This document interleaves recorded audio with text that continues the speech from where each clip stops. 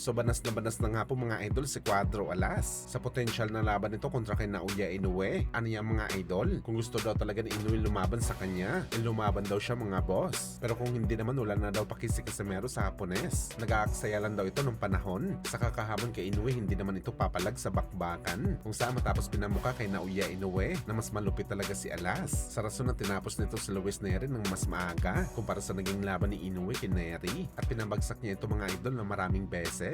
Mas marami pa sa knockdown ni Inoue kay Nery, kung saan tila gusto ulit ipahiya ni Casimero ang Japanese Monster dahil sa gusto daw nito makalaban si Murodjon Akhmadaliev, ang fighter na hindi kaya in-knockout ni Inoue sa bakbakan, at nakipaglaban si Inoue ng distansya kay Akma. Gusto ni Casimero si Murodjon dahil swak daw ang estilo nito kay Alas, at tiwala talaga si Casimero na tatapusin nito si Akhmadaliev, kagaya kung paano nito tinapos si Nery sa bakbakan. Well, napaka-exciting ang bakbakan na to mga boss. Sakali mangyari to mga idol, kahit alam natin na mahirap ang laban na to para kay Alas dahil hindi po basta-basta na fighter sa MJ, pero sakaling makapag-pull up ng impressive na panalo si Casimero kay Akhmadaliev gaya ng knockout o di kaya stoppage, siguradong niliit talagang pananaw ng mga fans kay Inoue dahil ang panalo ni Inoue sa mga bigatin nito na pangalan na kanyang tinalo mas nahigitan pa ni Casimero. Nakakahiya ito mga idol para kay Inoue, kaya excited na talaga tayo para sa next na laban ni Alas. Alam natin sa ngayon mga boss na madami talaga magkaka-interest ngayon na labanan si Casimero sa bakbakan.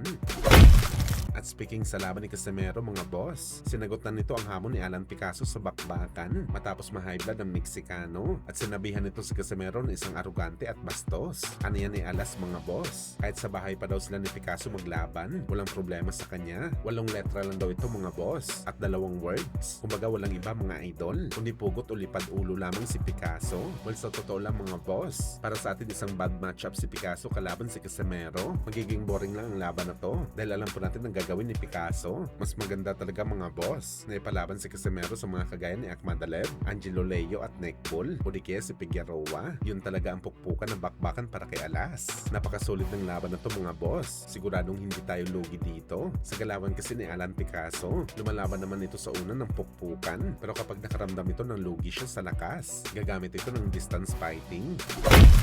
Sa kabilang banda naman mga idol, isang magandang balita naman po kaagad ang bumungad kay Casimero matapos ito manalo sa laban kontra kay Luis Nery. Dahil ayon po mga idol sa rankings ng Boxrec, number 4 best fighter po si Casimero sa 126 pounds. Nasa likod lang ito ng mga kampiyon sa division na si Espinosa, Carrington at Figueroa. Sa malaking pagkilala to mga boss para kay Casimero, at hindi na talaga tayo magugulat mga boss kung maging rated na rin si Casimero sa 126 pounds sakaling maka-update na ng rankings ng mga sanctioning bodies. Bukod dito mga boss, kinilala din si Alas bilang best fighter sa buong mundo ng Boxrec, number 48 ito mga boss, at si Casimero lamang ang nag-iisang Pinoy na pasok sa top 50 best of the best fighter. Ang laki talaga na naging tulong ng panalo ni Alas kontra kay Luis Nery.